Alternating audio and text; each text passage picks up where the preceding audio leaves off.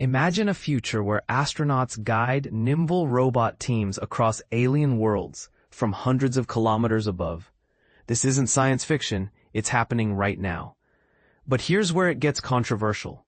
How much control should we give to robots versus human operators when exploring treacherous terrains on Mars or the Moon? Let's dive in, because this experiment could change how we explore space forever. Last Thursday marked an exciting milestone. Inside a research facility in Oberpfaffenhofen, Germany, a fleet of advanced robots zipped around a mock Martian landscape. Who was in charge? Not a ground-bound scientist, but NASA astronaut Johnny Kim, stationed on the International Space Station ISS far above the Earth. This was the climactic phase of the Surface Avatar experiment, an ambitious partnership between the European Space Agency, ESA, and Germany's space experts at DLR. Their goal: to unravel the best ways for astronauts to direct robotic teams in completing complex tasks on the Moon, Mars, and beyond. What made this session extraordinary was not only the cutting-edge technology, but also that it ramped up the robot's autonomy and complexity to brand new levels. Europe is taking giant leaps towards seamless, intuitive teamwork between humans and robots, efforts that may define the future of off-world exploration. Benoit Pouffery, who heads ESA's technical roadmap for these innovations, boldly states, developing robotic autonomy and remote control skills isn't just helpful, it's absolutely foundational as we chart a course to other planets. Surface Avatar is crucial to mastering these skills. Picture the scene: 4 sophisticated robots, ESA's Interact rover and robot dog Spot, flanked by DLR's agile humanoid Justin and the keen-nosed robot dog Bert, each playing a unique role in the trials. First challenge: the Martian scavenger hunt. To kick things off, the test simulated collecting scattered samples from Mars's rocky terrain. Astronaut Johnny Kim, from the controls aboard the ISS's Columbus module, assigned precise tasks to Spot and the versatile Roland Justin. Spot, operating with impressive independence, tracked down and retrieved sample tubes, while Justin waited at the handover point, ready to transfer them to a simulated lander. Here's the part most people miss. Johnny was able to focus on higher-level strategy, letting the technology take the strain of repetitive tasks. Unlike earlier tests where astronauts micromanaged every robotic movement, these new tools allowed for both detailed control when needed and delegation when automation took over. To push boundaries, the engineers even added a tricky lid to the sample station, forcing Spot to recognize, manipulate, and adapt in real time. Was this risk-taking justified? Consider what happened. At one point, Spot failed to grab a sample, but thanks to new programming, it recognized the error, tried again, and nailed it. ESA robotics engineer Sant Brinkman explains, "This kind of self-correction makes the system much more robust. Before, a mistake could mean a mission delay. Now the robots can catch and fix their own slip-ups."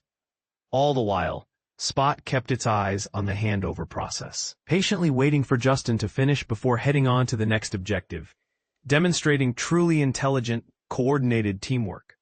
Second challenge: robotic cave exploration. Get ready for the twist. The scientists didn't stop at surface missions.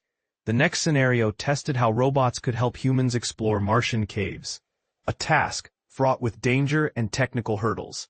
Here, the Interact rover ferried Bert, DLR's pocket-sized robot dog, to a simulated cave entrance. A stubborn boulder blocked the way, so Johnny used Interact's robotic arm to clear the obstacle and deploy Bert at the threshold. Suddenly, things took a turn.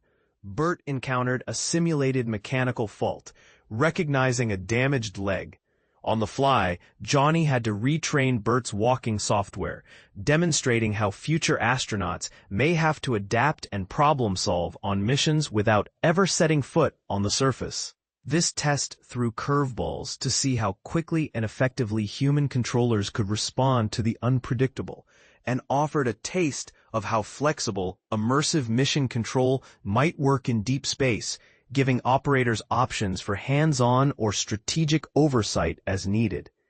An interface built for humans, inspired by games. What's the secret behind such smooth collaboration? ESA and DLR jointly engineered a special operator interface, blending a joystick and a haptic device. Imagine a controller you can feel moving, twisting, and resisting in your hand.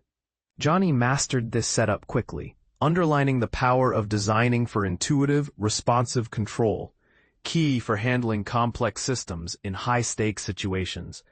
Switching between a ground-level robotic view and a strategic map, much like toggling between units in a real-time strategy game, the interface empowered Johnny to oversee multiple bots at once.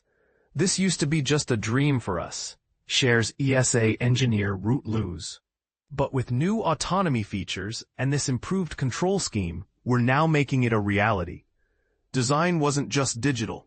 ESA's Emil Den Exter explains that the sample tubes used were shaped to stay upright no matter how they were rotated, making them far easier for robots to manipulate without constant human tweaking.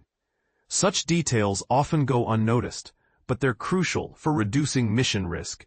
Don't underestimate the infrastructure challenges either. As ESA trainee Nicole Rochard stresses, reliable, stable, and secure connections between earthbound machines and a distant astronaut are vital. Overcoming the lags and data hiccups of space communication is itself a feat of innovation.